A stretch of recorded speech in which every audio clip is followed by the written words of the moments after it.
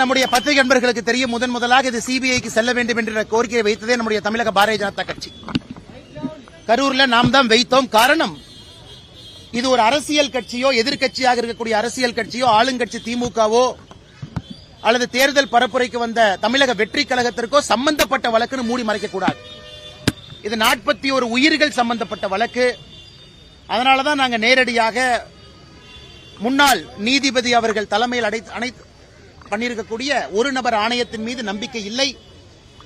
அதே நேரத்தில் சிபிஐ முழுமையாக ஒரு ஃபோரன்சிக் இன்வெஸ்டிகேஷன், முழுமையா என்ன நடந்துச்சு, யார் வந்தாங்க போனாங்க, ஆர்கனைசர் மீது தவறு இருக்கா, லோக்கல் அட்மினிஸ்ட்ரேஷன் மீது தவறு இருக்கா, கூட்டத்தில் யாராவது மர்ம நபர்கள் கலந்திருக்கின்றார்கள், இதெல்லாம் முழுமையாக ஒரு ட்ரெயின்டு ஏஜென்சி மட்டும்தான். இதற்காகவே ட்ரெயின்டு ஏஜென்சி.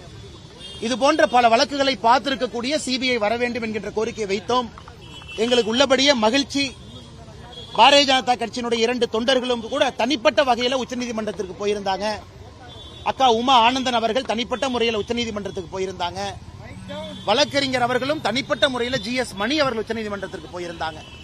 அதனால் எல்லா பேட்ச் ஆஃப் பெட்டிஷன்ஸையும் ஒன்றாக எடுத்து இன்று மாண்புமிகு உச்சநீதிமன்றம் இது சிபிஐ வழக்குக்கு மாற்றப்பட வேண்டும் என்கின்ற வாதத்தை ஏற்றுக்கொண்டு தீர்ப்பு சொல்லியிருக்கின்றார்கள். அதே நேரத்தில் இந்த சிபிஐ வழக்கையும் கூட மானிட்டர் செய்வதற்கு ஒரு ரிட்டையர்டு சுப்ரீம் கோர்ட் ஜட்ஜ் இருப்பார்கள் என்கின்ற கருத்தையும், அவர்களோடு தமிழகத்தை சார்ந்த 2 IPS அதிகாரிகள், ஆனால் தமிழகத்தில் பிறந்திருக்க கூடாது, மற்ற மாநிலத்தில் பிறந்து தமிழகத்தில் IPS அதிகாரியாக நம்ம கேடர்ல பணி செய்யக்கூடிய 2 IPS அதிகாரிகளும் உடனிருக்க வேண்டும் என்கின்ற வாதத்தை வைத்திருக்கின்றார்கள். அதையும் வரவேற்கின்றோம்.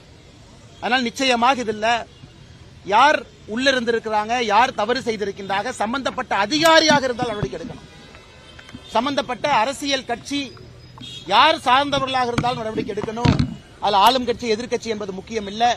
அதனால் நிச்சயமாக நீதி வெல்லும் என்கிற நம்பி இருக்கு. அதே நேரத்தில் எப்படி நம்முடைய சென்னை உயர்நீதிமன்றம் நீதியரசர் அவர்கள் நிறைய விஷயத்தை அவங்களாகவே எடுக்கிறாங்களோ, அதுபோல கரூரில் பாதிக்கப்பட்ட 41 குடும்பம், அதுல அவங்களுக்கு தெரியாம 2 நபர்கள்ட்ட பொய் சொல்லி கையெழுத்தை வாங்கி அவர்களையும் இந்த வழக்கில் பெட்டிஷனரா சேர்த்திருக்கிறாங்க. இன்னைக்கு அந்த சம்பந்தப்பட்ட 2 நபர்களும் கூட எங்களுடைய கையெழுத்தை பொய் சொல்லி வாங்கியிருக்கின்றார்கள் என்கின்ற வாதத்தை உச்சநீதிமன்றத்தினுடைய நீதியரசர் முன் வைத்திருக்கின்றார்கள். அதனால் சென்னை உயர்நீதிமன்றம் தாமாக முன்வந்து அந்த 2 நபர்கள்ட்ட யார் பொய் சொல்லி அவங்க கையெழுத்தை வாங்கினது, யார் அவர்களை தவறாக வழி நடத்தியது, ஏன்னா இதெல்லாம் ரொம்ப தப்பு. நீதிமன்றத்திற்கு எதிராக தவறான ஒரு முன்னுதாரணத்தை கையாண்டிருக்கின்றார்கள்.